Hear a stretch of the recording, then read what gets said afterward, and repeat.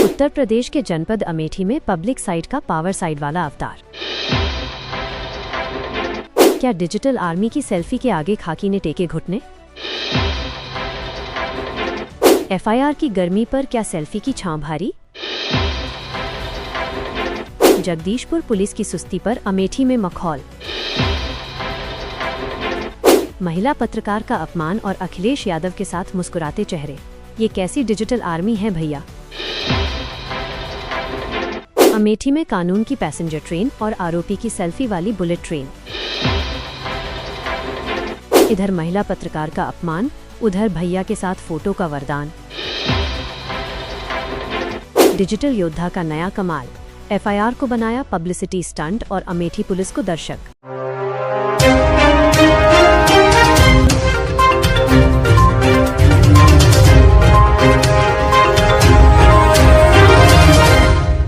नमस्कार, आप देख रहे हैं बीएम तक न्यूज और मैं हूं समीरा।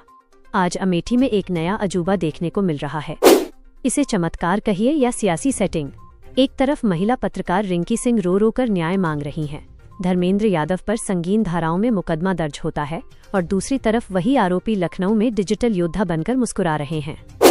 आज तक चैनल पर खबर चली कि भैया डिजिटल आर्मी बना रहे हैं, लेकिन अमेठी वाले पूछ रहे हैं, क्या इस आर्मी में भर्ती होने के लिए महिला पत्रकारों की वीडियो से कलाकारी करना अनिवार्य है? जगदीशपुर पुलिस की चुप्पी तो ऐसी है जैसे उसे जांच नहीं बल्कि आरोपी की सराहना करने का आदेश मिला हो। अमेठी पुलिस जी, जनता पूछ रही है, कानून बड़ा है या ये वायरल सेल्फी? जवाब का इंतजार रहेगा।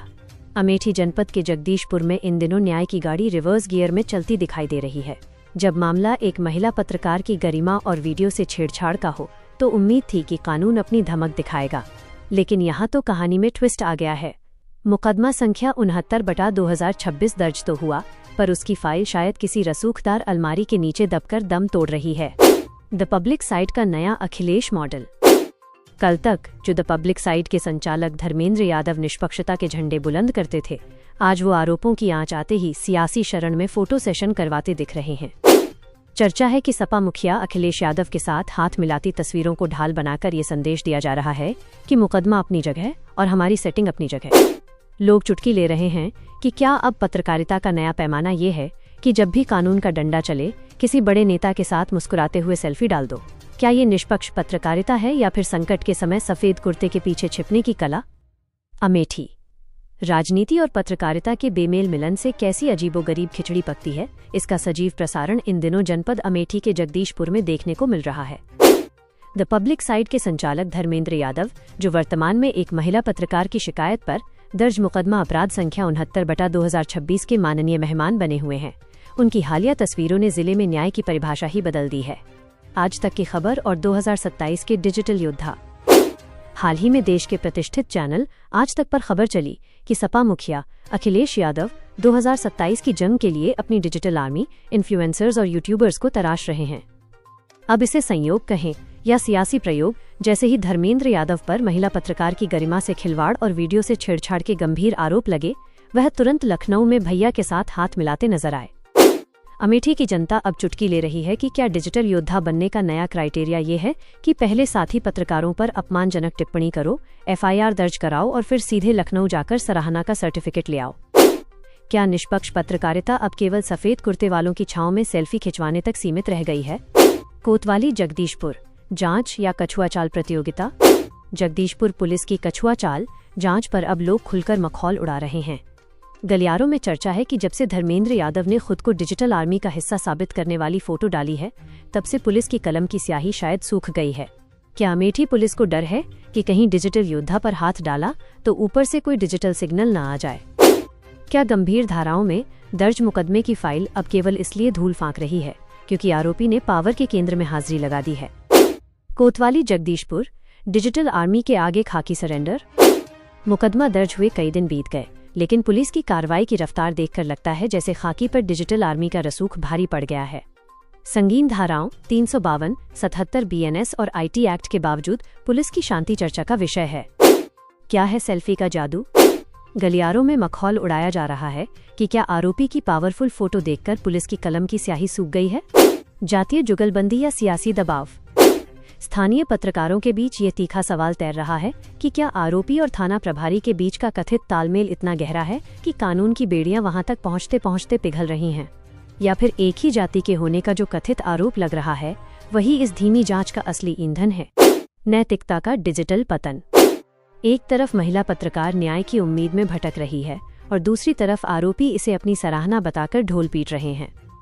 ये नज़ारा किसी कॉमेडी फिल्म से कम नहीं है, जहां कानून पीछे छूट गया है और सेल्फी की राजनीति आगे निकल गई है। निष्पक्षता का चूल्हा और सत्ता का झोला। कल तक निर्भीक पत्रकारिता का दम भरने वाले द पब्लिक साइड का दोहरा चरित्र आज बेनकाब हो चुका है। एक सच्चा पत्रकार वो होता है जो सत्ता से सवाल पूछे, न कि वो जो आरोपों के घेरे में आते ही नेताओं के पीछे छिपकर अपनी खाल बचाए।